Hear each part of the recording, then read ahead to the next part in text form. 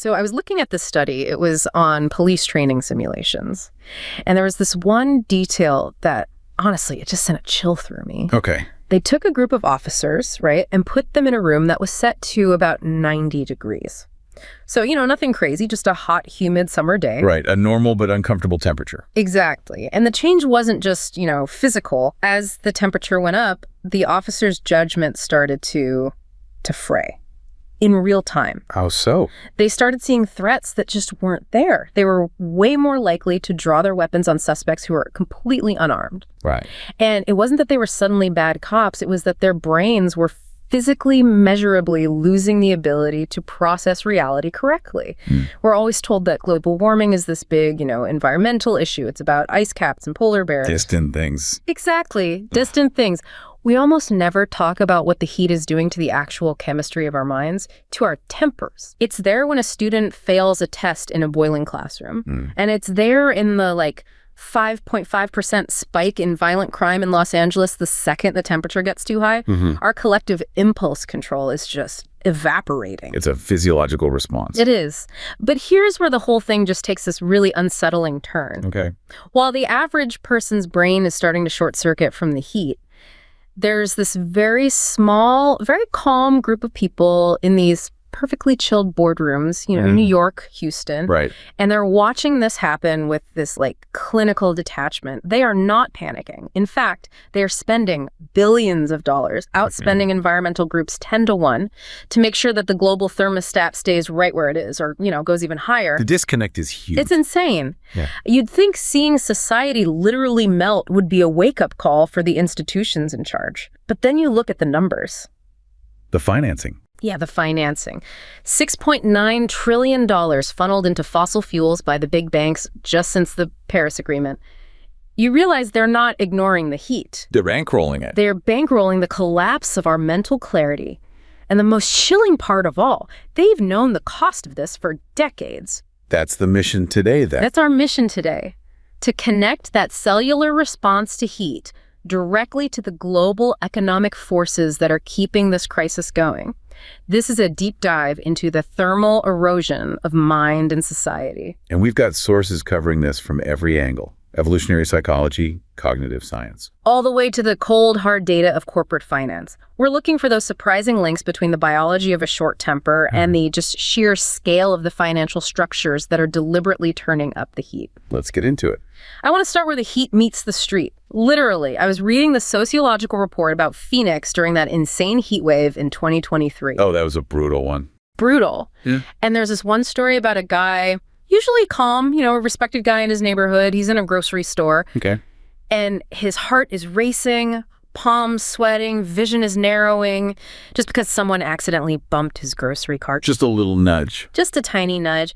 But in that 115-degree reality, his brain didn't process it as an accident. It went straight to hostile physical threat. That's a maladaptive cognitive response. Exactly. That's what the psychologists call it. It's our old, ancient fight-or-flight wiring just going haywire. Not from a tiger, but from the relentless stress of an urban heat island. The heat is basically stripping away that modern layer of civility. It feels like it. It pushes our biological hardware to a point where violence feels less like a choice and more like a reflex. So that has to be the core mechanism, right? How does that heat stress change our long-term disposition? It connects directly to a really comprehensive academic framework. It's designed to understand these long-term climate effects on our behavior. It's called the Climate, Aggression, and Self-Control in Humans model. Thankfully abbreviated as CLASH. Exactly, CLASH. And it goes way beyond just, people get grumpy when it's hot. CLASH connects these deep evolutionary pressures to how we behave today. Yeah, specifically through self-control and how we perceive time. Okay, CLASH. So how does that framework explain what we see with that guy in Phoenix or, on a bigger scale with global violence rates? Well, the model starts with a statistical fact that's just incredibly robust across history, across cultures. Aggression and violence, they generally increase the closer you get to the equator. So you're not just talking about the obvious difference between, say, Finland and Costa Rica? No, not at all. It's consistent within continents and even within single countries. The classic example is the difference in violent crime rates between the U.S. South and the U.S. North. Right. That pattern holds up even when you control for things like poverty or education. Or another example, if you look at organized crime in Italy, mafia homicides were always way higher in the warmer South than in the cooler, more industrial North. So this consistent pattern needs a deep explanation. It can't just be a coincidence. Exactly. It needs something that connects the environment to our psychology. And CLH says the explanation is something called life strategy. How does climate dictate whether a whole society adopts a fast or a slow strategy? So this is really the engine of the whole model. It comes from a branch of biology called life history theory. Okay. The theory just says that all organisms, including us, evolve strategies for how to spend their time and energy, and it's all based on the environment they're in. Makes sense. C.L. Ash proposes that higher average temperatures, and this is the really critical part, smaller seasonal variation. So not much difference between summer and winter. Precisely.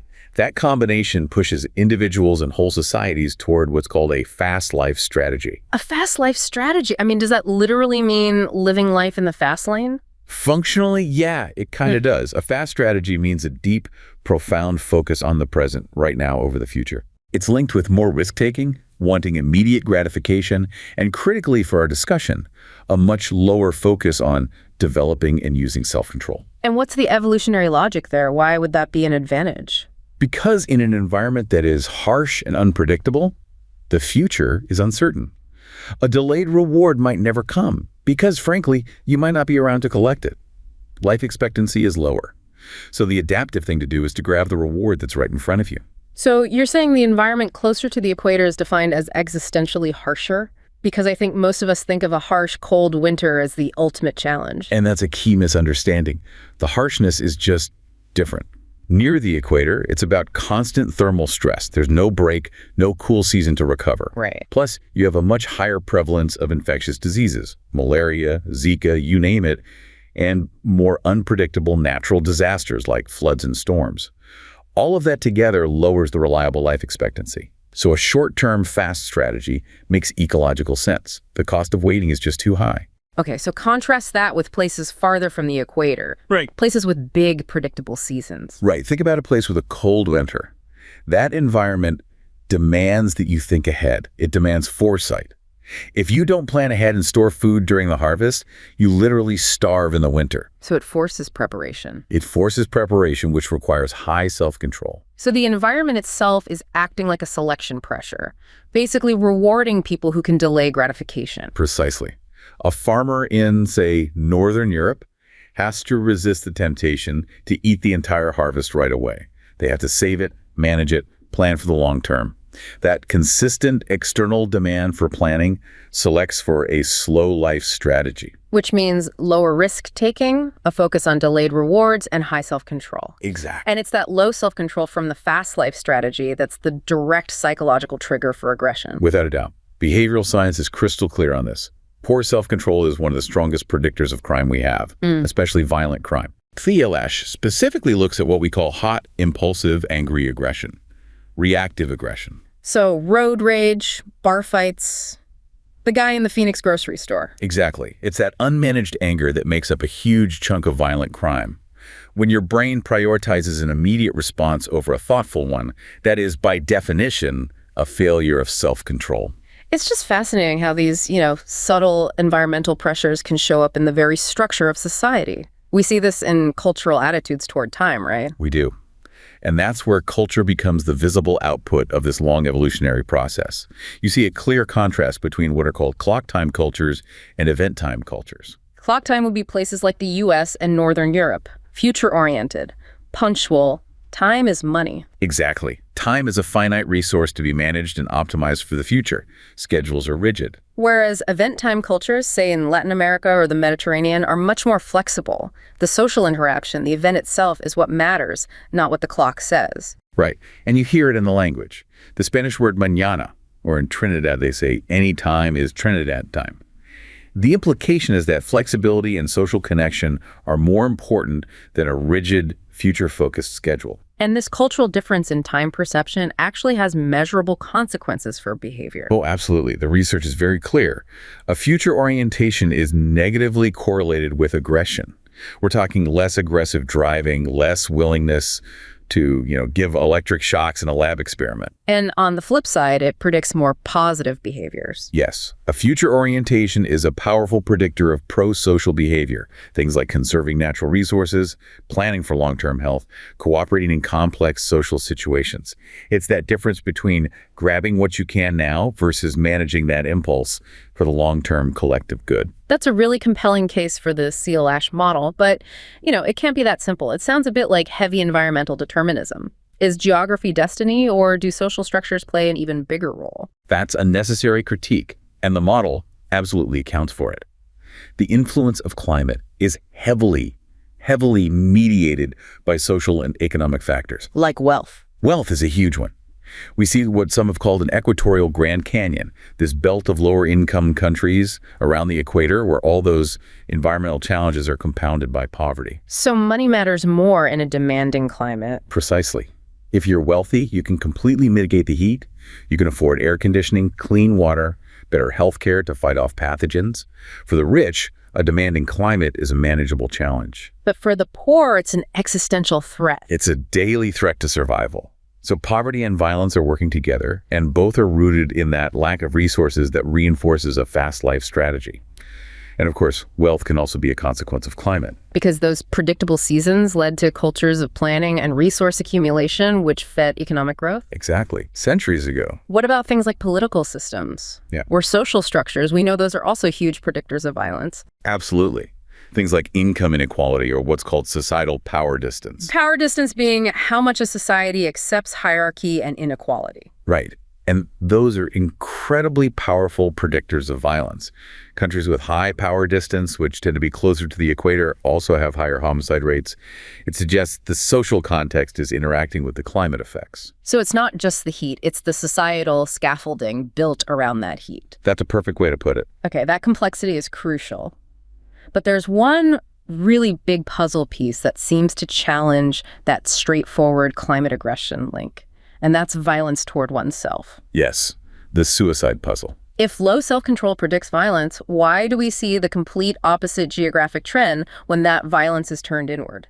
That is the single most challenging piece of data for the CLASH model. Suicide rates, which we know are linked to impulsivity and poor self-control, are often lowest near the equator, and they're highest in colder climates. So Northern Europe, Russia, Alaska, that's a complete geographic reversal. If heat breeds the impulsivity that makes you lash out at others, why does cold seem to correlate with the impulsivity that makes you harm yourself? Researchers are still really grappling with that. One leading theory is that the types of psychological stress are just different. Heat stress might encourage an external reactive, hot aggression. It's driven by social density and resource competition. Okay.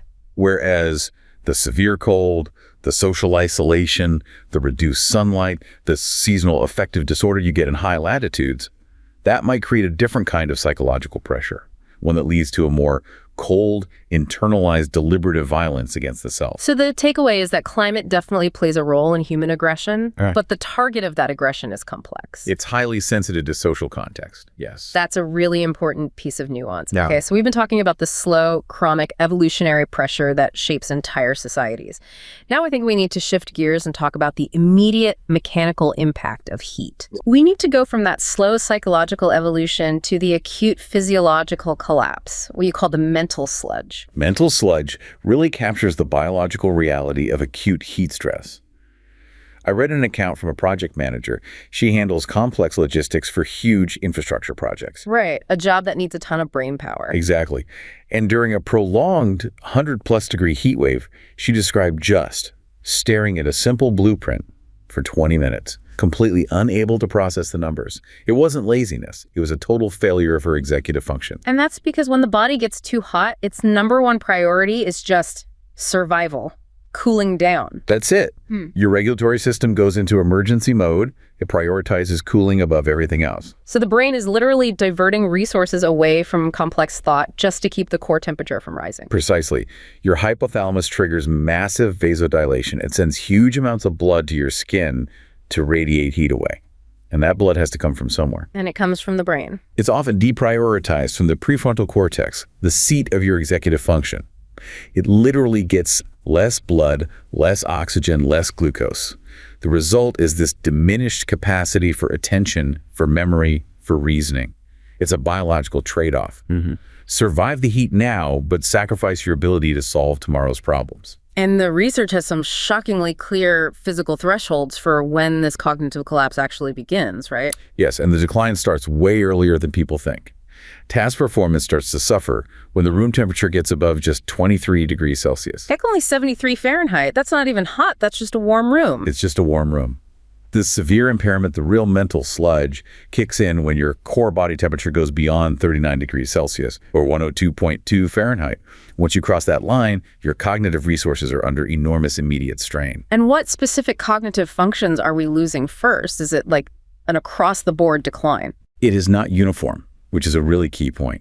The complex functions break down much more than simple perceptual tasks. We see huge impairment in executive control. Your ability to manage competing information, stay focused, plan ahead.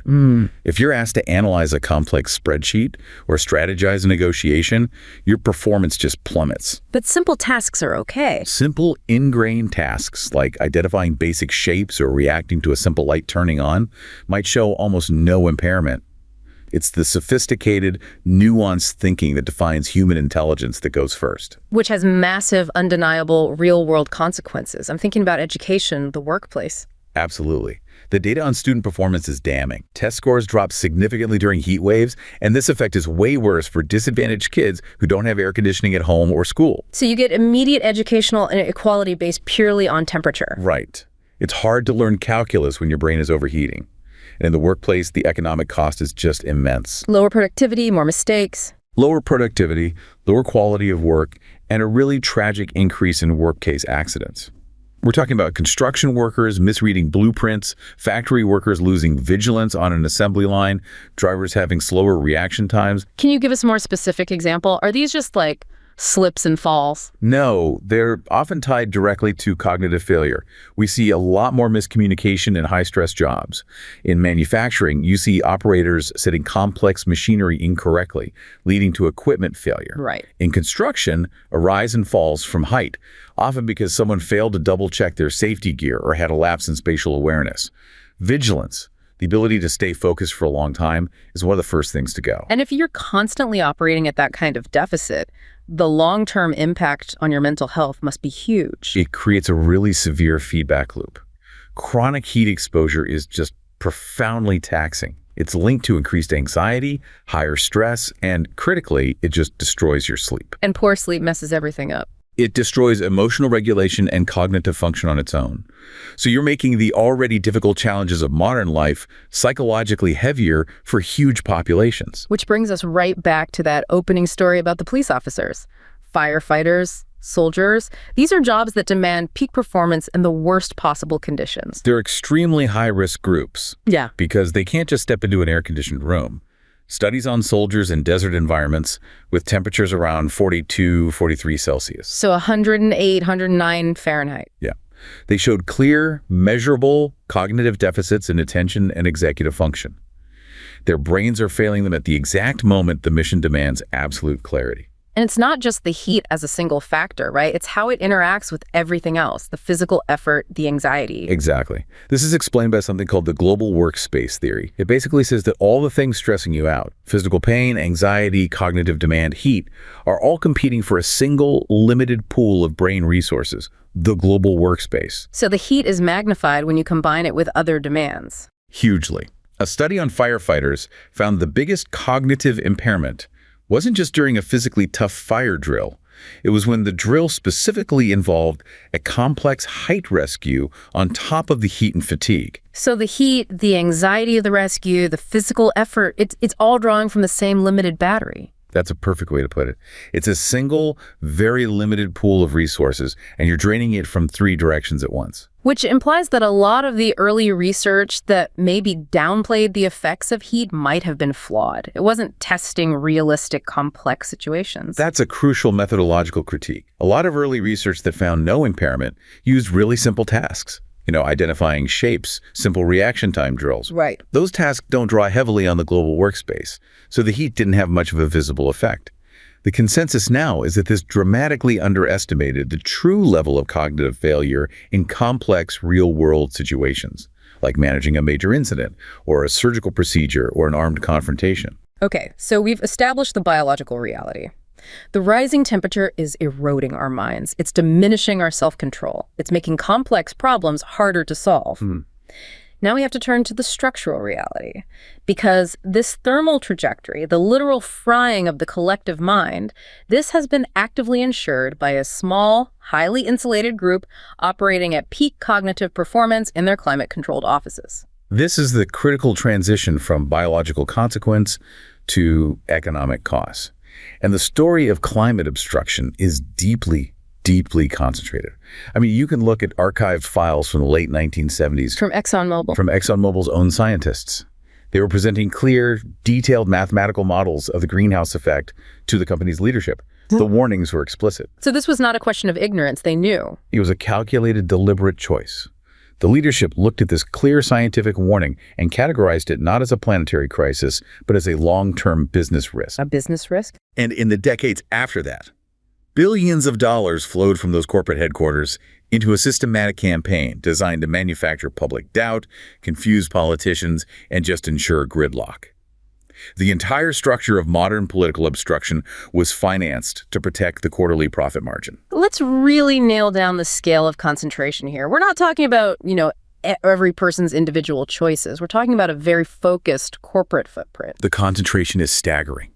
Just 57 companies accounted for 80% of all worldwide CO2 emissions between 2016 and 2022. Wait, 57 companies for 80% of recent emissions? That's it. Fewer than 60 companies are responsible for the vast majority of the emissions driving this crisis. That completely shifts the focus from, consumer guilt to targeted corporate accountability. Who are the biggest players in the U.S.? The concentration is just as stark here. The top 50 corporate emitters in the U.S. produce almost a quarter of all our national greenhouse gas emissions. You've got the big power companies, Vistra, Duke Energy, Southern Company running massive coal and gas plants. And then the fossil fuel giants themselves. Of course. ExxonMobil, Shell, BP, Chevron.